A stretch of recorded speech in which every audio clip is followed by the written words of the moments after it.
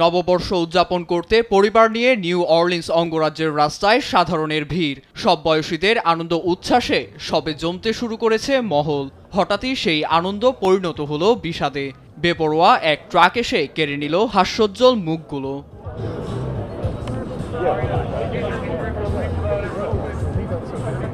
প্রত্যক্ষদর্শীদের বরাতে CBS news জানায়, বারবন স্ট্রিটে হুট করে বেপরোয়া গতিতে একটি ট্রাক এসে ভিড়ে থাকা মানুষদের পিষে দেয়।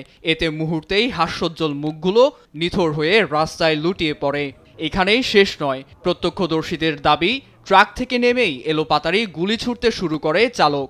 গুলিবিদ্ধ হন সেখানে উপস্থিত পুলিশ সদস্য। তাৎক্ষণিক আইনশৃঙ্খলা বাহিনী ঘটনাস্থলে পৌঁছায় বলেও জানান প্রত্যক্ষদর্শীরা। নিউ অরলিন্সের বারবন স্ট্রিটে বাড়ছে স্বজনদের আহাজারি। এর মধ্যেই ঘটনাস্থল পরিদর্শনে যায় মেয়র লাটোয়া সেন্ট্রিল। ঘটনার প্রকৃত কারণ জানতে তদন্ত চলছে বলে জানান তিনি। এছাড়া এর সঙ্গে সন্ত্রাসী কর্মকাণ্ডের সম্পৃক্ততার ইঙ্গিত দিয়ে হোয়াইট হাউসের সঙ্গে যোগাযোগ রাখার কথা বলেন তিনি। আমি হোয়াইট হাউস এবং স্থানীয় সরকার জেফ লেন্ড্রির সঙ্গে যোগাযোগ বজায় রেখেছে। যাদের প্রাণ গেছে তাদের জন্য প্রার্থনার আহ্বান জানাচ্ছি। এই অঞ্চলটি আপাতত এড়িয়ে চলুন। দুর্বৃত্তদের পরবর্তী পদক্ষেপ সম্পর্কে আমাদের পরিষ্কার ধারণা নেই। গতকাল আইন শৃঙ্খলা বাহিনীর কড়া নজরদারির জন্য তা সম্ভব হয়নি বলে আজ সুযোগ নিয়েছে তারা। এফবিআই এর হাতে তদন্তের ভার দেয়া হয়েছে।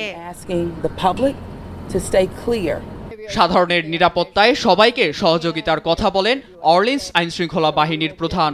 এ সময় ঘটনা সম্পর্কেও আলোকপাত করেন তিনি।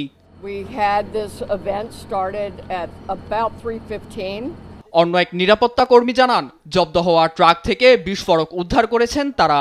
এছাড়া চালককে ধরাশায়ী করতে অভিযান চালানো হলে তাকে রাস্তায় মৃত অবস্থায় পাওয়া যায় বলেও জানান তারা। এ ঘটনায় শোক প্রকাশ করে নিন্দা জানান লুইজিয়ানা সরকার জেফ লেন্ড্রি। বিদেহীদের পরিবারের প্রতি সমবেদনা জানিয়ে সামাজিক যোগাযোগ মাধ্যম এক্সে এক পোস্ট দেন তিনি। নীরব দাস, নিউজ ডেস্ক, দেশ টিভি।